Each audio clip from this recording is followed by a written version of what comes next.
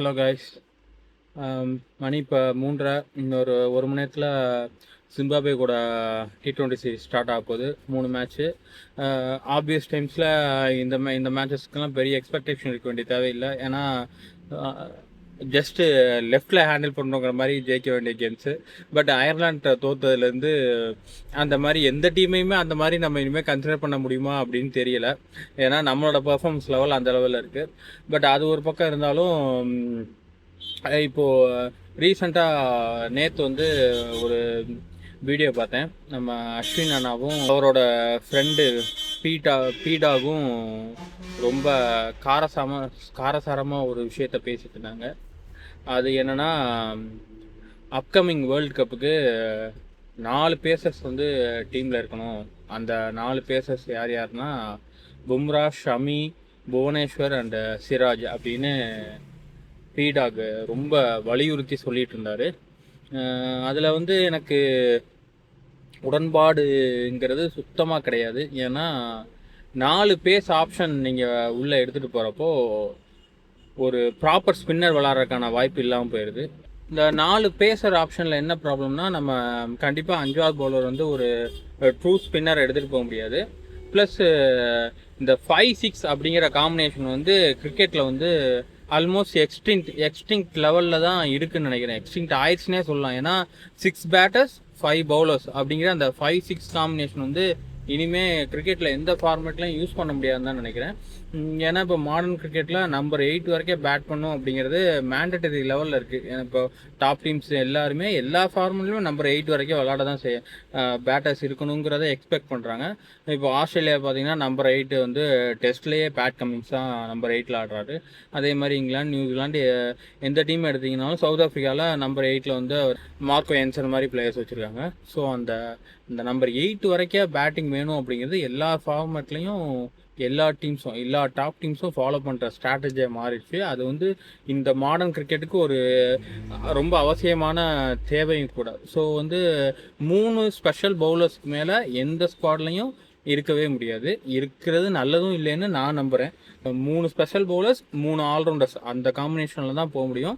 அதாவது 5-3-3 5 batters, 3 all-rounders, 3 special bowlers. அந்த 3 special பவுலர்ஸில் அந்த காம்பினேஷன் வச்சுக்கலாம். அதாவது 2 ஃபாஸ்ட் பவுலர், ஒரு ஸ்பின்னர் வச்சுக்கலாம். இல்லை 3 ஃபாஸ்ட் பவுலர் போனால் அந்த பக்கம் ஆல்ரவுண்டர்ஸில் 2 ஸ்பின்னர்ஸ், ஐ மீன் அக்ஷர் ஆர் வஷி ஆர் அக்ஷர் ஜட்டு, அந்த மாதிரி காம்பினேஷன் யூஸ் பண்ணிக்கலாம்.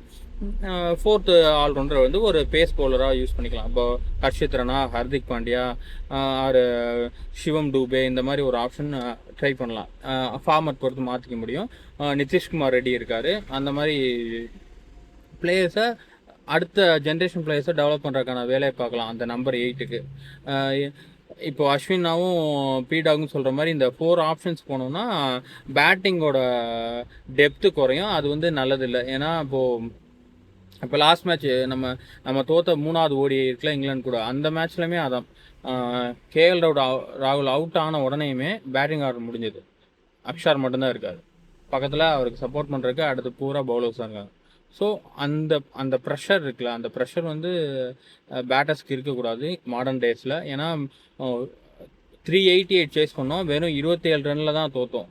ஸோ அன்றைக்கி அந்த 5-6 காம்பினேஷன் போகாமல் இன்னொரு ஆல்ரவுண்டர் அப்படிங்கிற ஒரு எக்ஸ்ட்ரா ஆல்ரவுண்டர் இருந்திருந்தாருன்னா நமக்கு அந்த ஓவர்ஸும் கிடச்சிருக்கும், ப்ளஸ் பேட்டிங்கில் ஒரு டெப்த்தும் கிடச்சிருக்கும். ஸோ அதனால் அந்த 3 ஆல்ரவுண்டர்ஸ் அப்படிங்கிறத இனிமேல் எல்லா ஃபார்மெட்லேயும் எல்லா டீம்ஸ்க்கும் இன்றியமையாததாக இருக்கும்னு நினைக்கிறேன். இப்போது ஜிம்பாப்வே டூரில் இப்போ எனக்கு வந்து ஏன் நான் பீடாகையும் அஸ்வினையும் மென்ஷன் பண்ணேன் அப்படின்னா, அவங்க வந்து இந்த 4 பவுலர்ஸில் வந்து எகெயின் ஷமி, புவி, சிராஜ், பும்ராக்குன்னு போயிருந்தாங்க. ஆனால் இப்போது ஜிம்பாப்வே டூருக்கு வந்து நம்மளோட பேஸ் அட்டாக் பார்த்தா எனக்கு பார்க்குறதுக்கு ரொம்ப எக்ஸைட்டிங்காக இருக்குது. ஏன் அப்படின்னா, மயங்க் யாதவ் திரும்பி வந்திருக்காரு. அவங்க வந்து ஷமிக்கு வந்து திருப்பி கெரியர் கொடுக்குறதுக்கான இதில் இருக்கிறப்போ எனக்கெல்லாம் இப்போது ஒரு 22-23 வயசு பையன் 150 கேஸில் இந்தியன் பவுலர் ஒரு ஆள் போட்டு இன்ஜுரியால் அவரோட கெரியர் பாதிக்கப்படுதுன்னா அது அவ்வளோ வருத்தமாக இருந்தது மனசுக்கு. ஏன்னா நல்ல பொட்டன்ஷியலோட அப்கமிங்கில் இருந்தார். அந்த இன்ஜுரி வந்து அவரோட கெரியரை ஒரு 2 வருஷம் பின்னாடி கொண்டு போயிடுச்சு. அப்படிப்பட்ட மயங்க் யாதவ் இன்றைக்கி ரிட்டர்ன் வராரு. அது எனக்கு ரொம்ப ரொம்ப சந்தோஷம். ப்ளஸ் அதே மாதிரி மைண்ட் பண்ணியே அசோக் சர்மா எடுத்திருக்காங்க. பிரின்ஸ் யாதவ் உள்ளே இருக்கார். அதுக்கப்புறம் யஷ் தக்கூர். இந்த இந்த புது புது பேஸ் பவுலர்ஸ் வர்றது வந்து பார்க்க அவ்வளோ சந்தோஷமாக இருக்குது. ஏன்னா பேஸ் பவுலர்ஸ்க்கு வந்து ஒரு எப்படி சொல்கிறது, பேஸ் பவுலர்ஸை கண்டுபிடிச்சி எடுக்கிறது வந்து ரொம்ப கஷ்டமான காரியம். அந்த பேஸ் காம்பினேஷன் அமைகிறதுலாம் எப்பயாவது ஒரு டைம் தான் அமையும். இப்போ ஆஸ்திரேலியாவுக்கு பார்த்தீங்கன்னா பேக் இந்த 2000s வந்து அந்த பிரெட்லி, மெக்ரா, கில்லஸ்பின்னு ஒரு ட்ரையோ இருந்தது. அது ஒரு செம காம்போ. அதே மாதிரி அதே பீரியடில் இந்த பக்கம் சவுத் ஆஃப்ரிக்காவுக்கு பார்த்தோம்னா ஷான் பொல்லாக்கு, நிட்டினி, ஜாக் காலிஸு, வேறு யார் இருந்தால் எனக்கு அது கரெக்டாக ஞாபகம் இல்லை. பட் அங்கே இன்னொருத்தர் இருந்தார், நிட்டினி, பொல்லாக் கூட இருந்தார். காலிஸ் வந்து 4வது ஆப்ஷனாக தான் வச்சுருந்தாங்க. அதுக்கப்புறம் எகெயின் ஆஸ்திரேலியா வந்து மிச்சல் ஜான்சன் பீரியடில் அந்த மாதிரி ஒரு இது ட்ரை பண்ணுது. பட் ஆனால் மிச்சல் ஜான்சனுக்கோட டெபியூ பண்ணவங்க யாருமே மிச்சல் ஜான்சனுக்கு ஈக்குவலான லாங்கிடிவிட்டி இல்லாதனால இந்த பிராக்கன் மாதிரியான பிளேயர்ஸ்லாம் இன்ஜுரியால் கெரியர் கட் ஷாட் ஆனதுனால அதுக்கப்புறம் ஆஸ்திரேலியாவுக்கு அந்த மாதிரி ஒரு டுயோ, அந்த ஒரு ட்ரையோ அமைகிறதுக்கு ஒரு 10 வருஷம் எடுத்துக்கிச்சு. இப்போது பர்ஃபெக்டாக ஒரு காம்பினேஷன் வச்சுருக்காங்க. Stark, Cummins, Hazlewood. அதாவது எந்த ஃபார்மேட்னாலும் சரி இந்த 3 பேர் இருக்கிறப்போ அந்த பேஸ் அட்டாக்கோட வேல்யூ வந்து ஒரு 2 ஸ்டெப் மேலே போய் நிற்கிதுல. அந்த மாதிரியான ஒரு காம்பினேஷன் நமக்கு கடைசியாக அமைஞ்சது அப்படின்னா ஷமி, சிராஜ், பும்ரா, இந்த 3 பேரோட காம்பினேஷன். இந்த 3 பேரோட காம்பினேஷன் வந்து நமக்கு டெஸ்ட்டில் ரொம்ப ஹெல்ப்ஃபுல்லாக இருந்தது.